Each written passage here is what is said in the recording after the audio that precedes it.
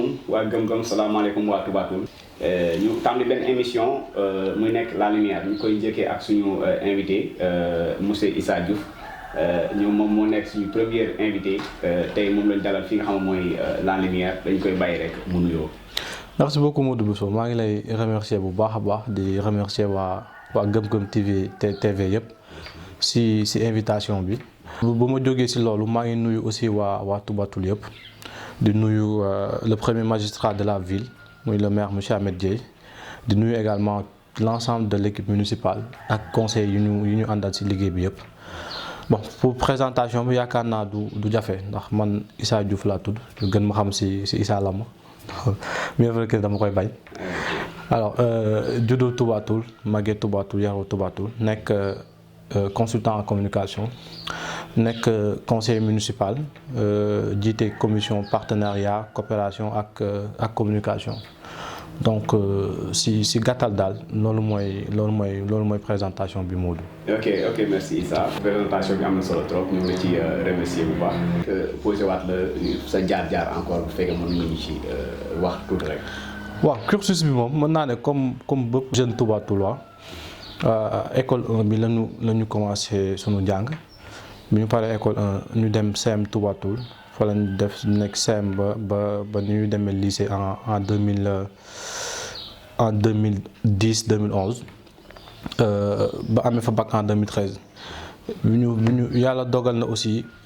si cursus boobu on a eu quelques postes de responsabilité parce que de 2008 à 2010 nekkoon nañ vice-président foyer bu lycée Touba Toul wala bu CM de Touba Toul boobu lycée bi dikkagul nekkoon nañ aussi président club anglais club EVF tamit nekkoon nañ président bi bëri nañ fa daal ci lycée bi ay ndombo tànk yu bëri nekkoon également un élément très actif ci lycée bi ak CM Touba Toul ñu dem université ñu bokk en 2013 dañ am bac 2014 dañu commencé jàng université au département géographie ma def fa 3 ans bi ñu fa jógee bon avant 3e année bi di jeex si la commencé sama formation marketing et communication ba am si licence foofu tamit bokkoon nañ si amicale bi nekkoon fa membre jiite tamit nekkoon président aussi commission pédagogique bu amicale élèves étudiants de Touba Toul 2015 aussi ñu nekkoon candidat ba pour nekk président bi ba président amical ba li si jot a xew si ak yooyu noonu yëpp donc si tënk daal bi ñu paree nag ñu yàlla dogal bi ñu paree suñu licence yàlla dogal ñu génn réew mi daal di voyager def Maroc 4 ans ba suñu am foofu tamit ay ndombo tànk yu bëree donc liggéey fa si benn société nekk fa agent dem ba bokk si kàngamu société bi mën naa ne mais Touba Toul jaral ñu nag ñu ñibbisi démissionné bàyyi suñu lépp ñëw ñibbisi ngir soqali Touba Toul ànd kook le maire Ahmed Dieye donc en résumé daal loolu mooy cursus bi Issa daal benn ndongo daara la boo xamante ni. macha allah Baye Fallou Touba Toul la voilà. macha allah kon suñu ay internet xam nga ne kon kàngam la ñu invité tey nga xamante ni ji boo xoolee jaar-jaaram ni mu ko tënk rek am na solo. donc ñu gis ne comme ni nga ko waxee comme vie associative moom dafa nekk ci veine yi xam naa. voilà donc foofu lañu jaar rek poser la question que xam nañ ne actuellement ni gox yu bees ngeen àndal. ba ràññee encore ba ñëw nekk ci pouvoir bi. tout à fait muy fii nga xam mooy Touba Toul. donc di bëggoon a xam encore lan moo waral seen jógee Touba Toul ma fierté collaborer ak gox yu bees. alors Touba Toul ma fierté jógewuñu sa Modou bi ñu waaj élection yi Touba Toul ma fierté benn organisation la te ku ne xam na ne élection boo fay dem surtout élection léegi Touba yu Sénégal yëpp coalition moo lay permettre nga mën a gagner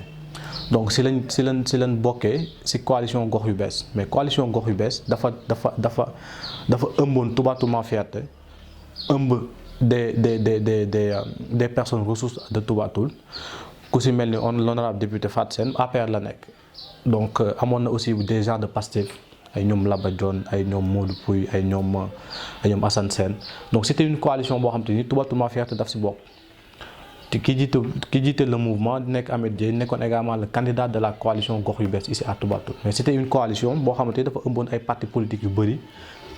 ëmb tamit mouvement Toubatoul Mafia donc si noonu lañ ko tënkee ba dem élection yàlla may ñu si ndam. ok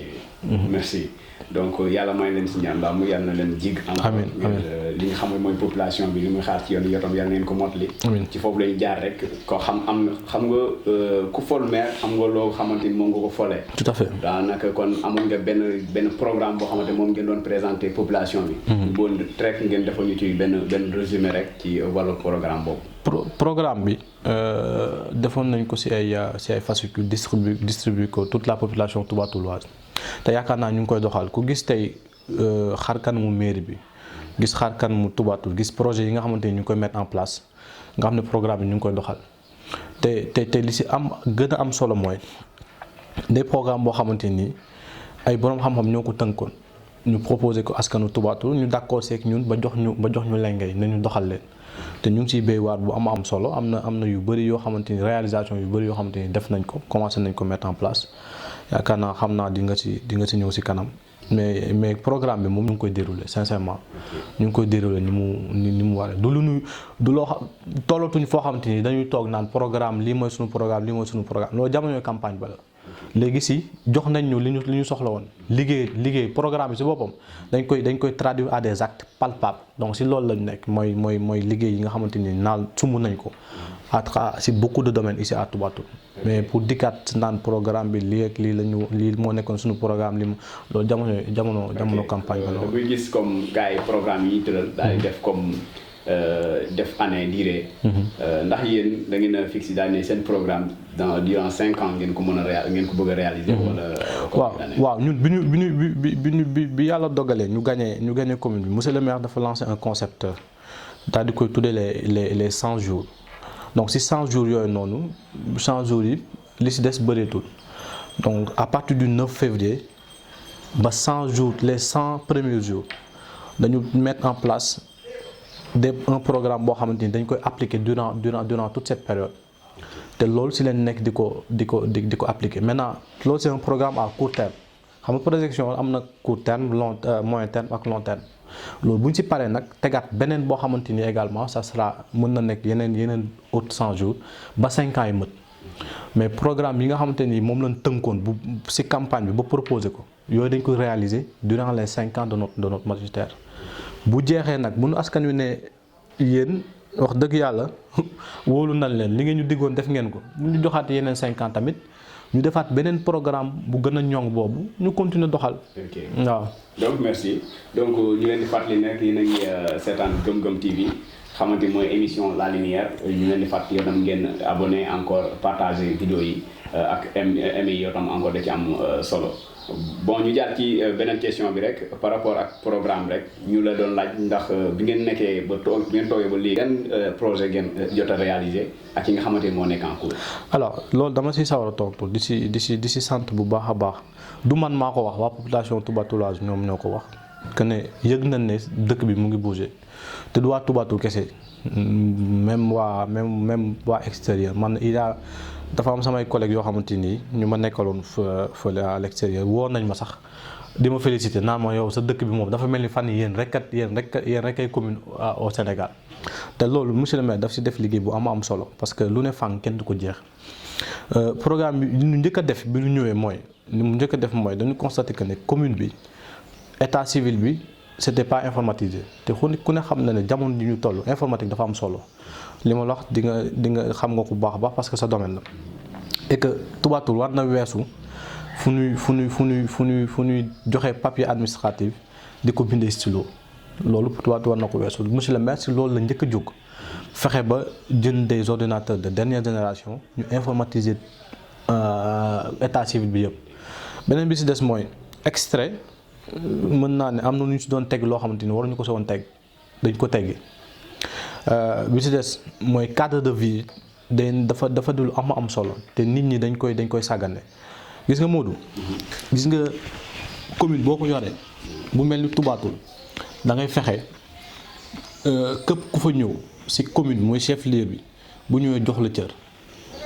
donc loolu monsieur le maire daf si béy waar bu am solo ñu defaraat mairie bi yëpp def fa ak ànd kook commission environnement monsieur Soin bu fay jiitu ko di ko saluer au passage di def liggéey bu am solo ñu def ay fleurs si mairie bi nar ko pavé travaux yi ba léegi boo demee di nga gis nit ñi ñoo ko waxat seen bopp peinturaat yëpp climatiser waat tous les bureaux climatiser waat salle de réunion bi defaraat salle de réunion bi parce que foofu la ñu dalal suñuy gan loolu mooy premier projet par rapport ak cadre de vie par rapport ak la mairie même elle-même bi ñu si jógee ñu ne tey ku ne xam ne Touba Toul dëkku xar la te aussi tamit transport dafa am solo si dëkk ñu ne ñu am projet délocaliser garage bi d'ailleurs travaux yi commencé na garage bi fi mu nekk dafa xat mën naa ne xajatu fa te comme que autoroute à péage bi dafa jaar Touba Toul di nekk également benn njëriñ ñu ne na garage bi jege autoroute à péage bi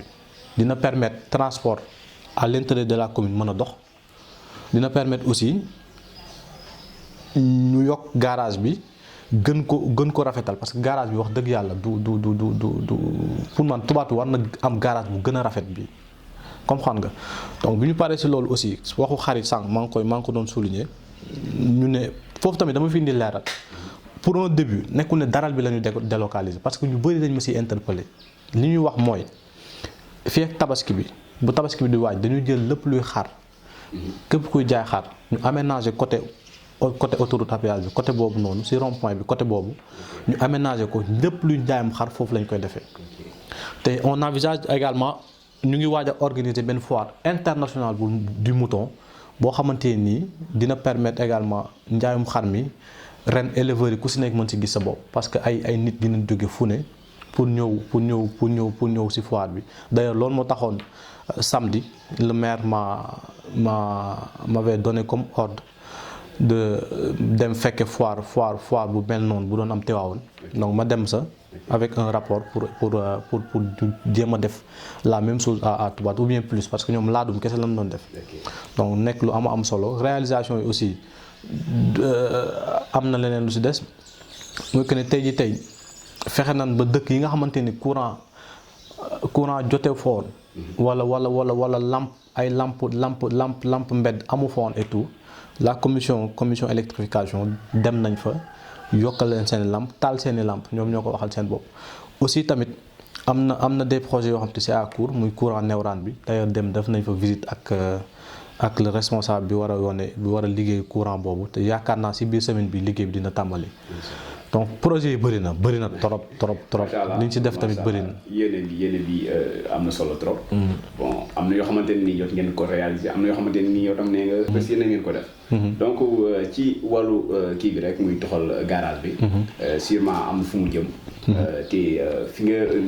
nga wax noonu léegi bi dama gis ay chantier yu fa nekk. nan ngeen def ak ñi nga xamante ñoo nekk foofu. non ñu occupé suuf soosu. d'accord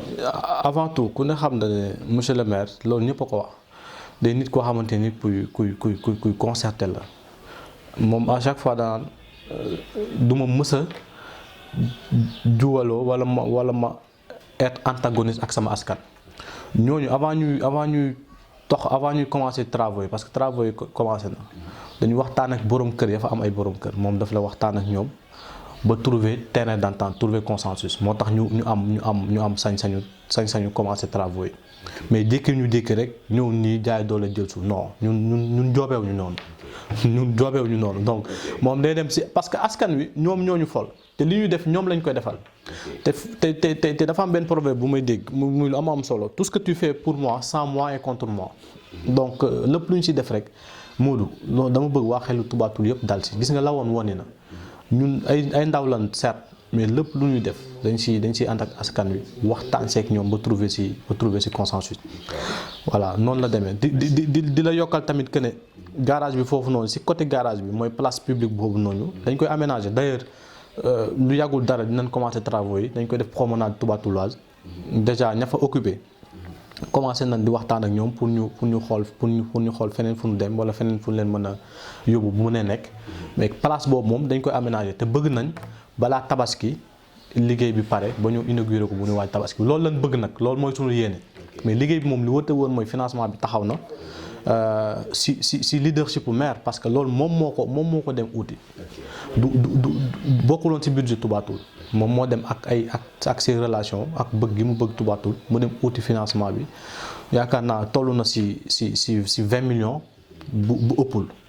mais 20 millions yi moom lu leer la donc promenade moom gëm naa ne balaa tabaski waa Touba Toul dinañ fa mën di doxantu. incha allah voilà incha allah merci am na solo encore kon encore dañu jàllaat ci yeneen questions yi rek. vraiment encore tontu yi leer na. bon beneen question bi tam mooy que gis nañu ngeen organiser encore 48 heures de la francophonie. mu nekk une première ici à Touba Toul. tout à fait mu nekk idée bu nice encore lan moo leen poussé woon encore pour ngeen kii ko. xam nga boobu fàtte woon naa ko sax si réalisation yi parce que dafa bëri li ñu jot a def si 3 mois yi dafa bëri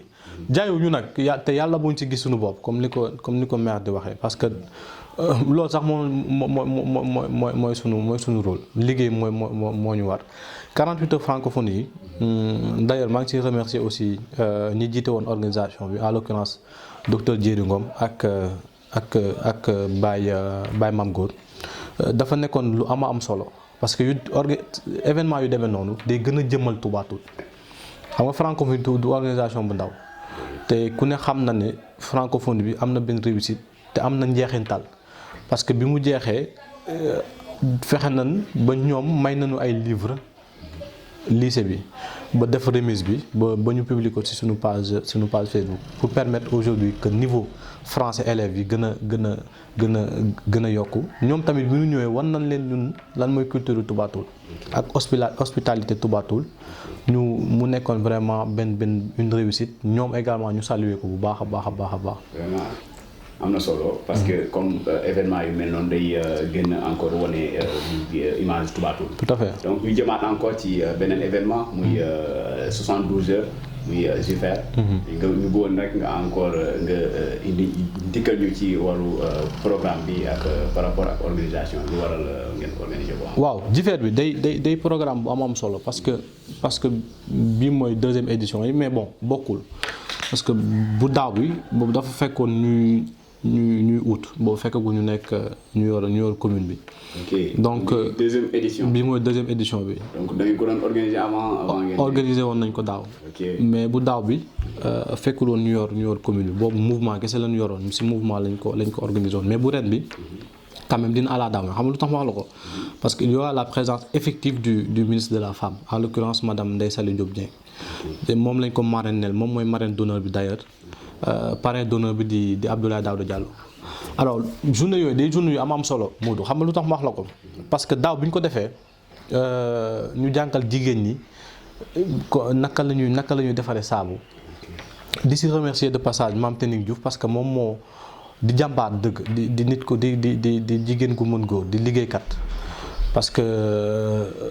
projet pour man boo koy def day am njeexintal si waa dëkk bi ku ne xam na ne saabu yi des fois sax dañuy tooñ naan ñu JFR bi moo tax ngeen gagné élection yi parce que groupement de femmes yëpp la ñu formé ñu si bëri lañ leen formé ñuy liggéeyal seen bopp ñu autonome di si am xaalis ay revenu di ko def si seen kees ren nag ñu defaat la même chose mais pas si formation saabu kese day am transformation fruits et légumes ni ñuy defaree mayonnaise à base de ñebe ni ñuy defaree également charbon te doo dagg garab te doo ko jaarale si bois muy commencer vendredi samedi dimanche cérémonie officielle bi dimanche la à l'école de Touba Toul donc dina am également ay panel sur l'emploi ak l'emploi des jeunes et tout dina am aussi des consultations gratuites samedi bi ak dimanche bi du si maladie yu bëree donc nekk journée yu am solo bëre bi daal moo gën a am solo parce que c'est sur 3 jours 72 heures la donc ñu ngi si woo waa Touba Toul yëpp. loolu bokk na ci li ngeen xamante moo leen. moo gën loolu la ñuy wax. daanaka kon yéen ci lancé bu baax bi kon bàyyi falul leen rek ngeen bàyyi ko. tout à fait bëgg a continuer encore ci dynamique bi ngeen nekk. tout à fait donc loolu dañ leen ci remercier encore ci xam ne loolu yow tam jëriñ Touba Toul lay nekk. parce que yow tam ñu ngi jëm ci élection législative. waaw te sûrement am na ñu ngeen ci waaj a demee. waaw non élection yi yooyu indi na mën naa ne problème wax ju bëree parce que élection yi nit ñi ñu ngi naan da ngeen ànd ak benn bokk yaakaar gox yu bees yi ngeen nekkoon ñii dem nañ fee si Yewwi Askan Wi ñii dem nañ fële. mais monsieur le maire keroog bi ñu ko invité TFM daf si wax lu am solo te moom loolu mu wax tamit moom laay waxaat parce que ñun moom lañu gëm. gis nga Moodu ñun Toubatul mooy suñu parti politique ku ànd ak Toubatul ñu ànd ak yow ku pare ku teg lu leer ñu teg lu leer ku pare pour jàppale Toubatul defar fexe ba Toubatul courant doy fi ndox doy fi Toubatul am yoon ndaw yi am ay xëy loolu ku pare pour defar ñu ko ñu ànd ak yow. amuñu xaj ak seen kooku bu dëkkoon Fongolimbi mi sax wala mu tudd noo ko mënti tuddee wala mu nekk parti boo ko mënti tuddee. dañuy dem ànd ak moom. ku teg lu leer daal ñu teg lu leer. voilà loolu mooy kii maintenant. loolu mooy wax bi quoi si côté élection législative dinaa yàlla aussi ñu dem si ak jàmm ñu dem si ak jàmm gin si ak jàmm quoi parce que politique tamit du wax naa ko keroog si sama émission keroog bi politique il faut que ñu changer ñun manière bi ñu koy defee te loolu suñu génération ñun la nouvelle génération de politique d'hommes politiques ñoo war a enclencher un tout petit peu cette révolution il faut que ñu bàyyi xastante bi bàyyi saagante bi bàyyi waxante lu ñaaw tey wax ci programme di teg lu leer politique loolu mooy politique parce que gina avant politique di ñëw ñoo bokk ay mbokk lan ñun ñëpp voilà ni ñu dëkkee noonu lan bokkee ni ñu bokkee noonu lan dëkkee comme ni ko monsieur le maire doon wax ci campagne en tout cas ñun ki ñu àndal moom képp kuy roy ci moom di nga xam ne moom saagawul xastantewul te woowuñu ñaar tamit ci loolu. donc ñu lay remercier vraiment encore par rapport ak question yi yëpp ni ñu ko bëggee woon ay réponses noonu lañu ko amee. ay internautes déjà ñu ngi ciy bàyyi xel kon donc dañuy dem rek ci mot de la fin. Voilà. Alors mot de la fin bi moom du leen lu dul remercier toute la population de Toubatoul ci confiance bi nga xamante ni jox nañ ñu ko. jiital ci le maire de la commune monsieur Ahmed Dieye di ko ñaanal la yàlla may ko wér-gu-yaram may ko fan wu gudd aussi parce que ba fi mu bëgg a yóbbu Toubatoul ak fi mu bëgg a yóbbu Sénégal yàlla na ko fa yóbbu ak jàmm parce que ñun suñu ambition du Toubatoul kese ñun suñu ambition mooy servir Sénégal dalee nag béy moom ci sa weewu tànk di remercier également équipe municipale bi ñu àndal ci liggéey bi yëpp di leen remercier yéen aussi waa Gëm Gëm TV ci invitation bi